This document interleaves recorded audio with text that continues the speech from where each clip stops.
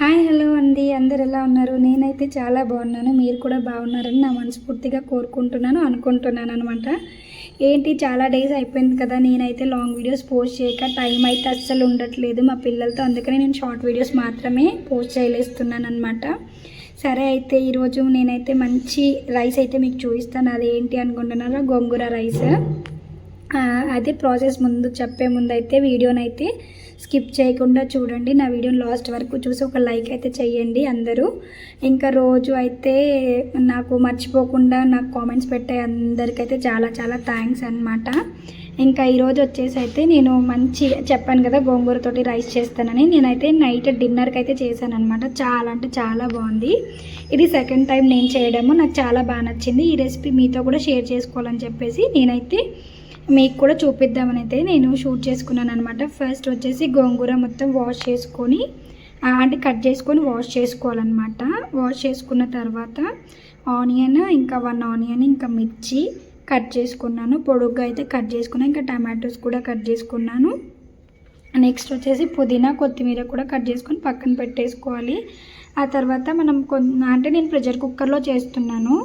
ఇంకా నార్మల్గా కూడా మనం చేసుకోవచ్చు. ఇంకా ప్రెషర్ కుక్కర్లో అయితే ఎలా ఏంటనేది చూడండి.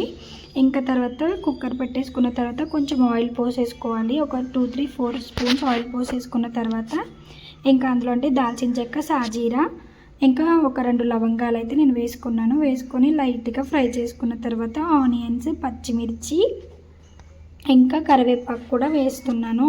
అంటే అవి ఫ్రై అయిపోయిన తర్వాత ఆ 3 కూడా వేసేస్తున్నాను అనమాట. ఇంకా ఆనియన్స్ అయితే కొంచెం గోల్డెన్ బ్రౌన్ కలర్ అయితే రావాలి, అవి మగ్గిపోవాలి. ఇంకా మగ్గిపోయిన తర్వాత అయితే అల్లం పేస్ట్ 1 స్పూన్ వేస్తున్నాను.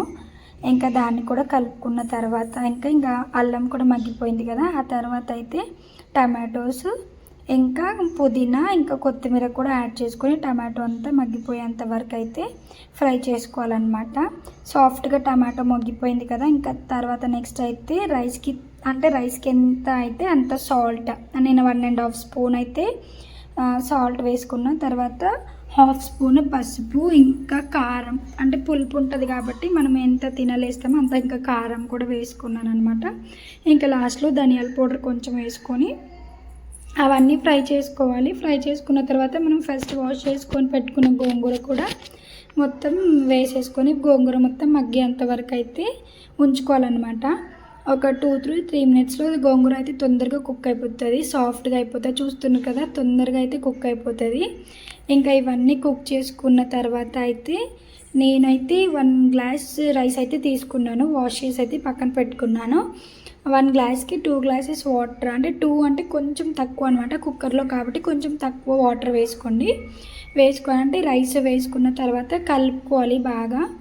ఇంకా అంటే రైస్ ఇలా కలుపుకోవడం వల్ల రైస్ అయితే చాలా బాగా అవుతుంది. ఇంకా రైస్ కలుపుకున్న తర్వాత ఇంకా 1 గ్లాస్కి 2 గ్లాస్ వాటర్ పోసుకోవాలి. వాటర్ పోసుకున్న తర్వాత లాస్ట్లో అయితే నేను 2 విజిల్స్ అయితే వచ్చాయన్నమాట. 2 విజిల్స్ ఇచ్చేస్తే సరిపోతుంది. ఇంకా మూత పెట్టేసి ఇంకా 2 విజిల్స్ అయితే వచ్చేంత వరకు వెయిట్ చేయాలి. ఇంకా చెప్తున్నా, ఇంకా చాలా అంటే చాలా బాగుంటుంది రెసిపీ అయితే. నేనైతే ఇది సెకండ్ టైం అని చెప్పాను కదా, పెరుగుతోనైతే చాలా బాగుంటుంది. నేనైతే ఆలు కుర్మా ఇంకా పెరుగుతోనైతే ట్రై చేశామన్నమాట. చాలా అంటే చాలా బాగుంది. ఇంకా మీరు కూడా ఒకసారి అయితే ట్రై చేయండి. ఇంకా నా వీడియోని లాస్ట్ వరకు చూసి ఒక లైక్ అయితే చేయండి. Thank you so much friends. చూస్తున్నారు కదా, వేడిగా అయితే రెడీ అయిపోయింది. థ్యాంక్ యూ నా వీడియో ఇంతసేపు చూసినందుకు. Bye bye friends.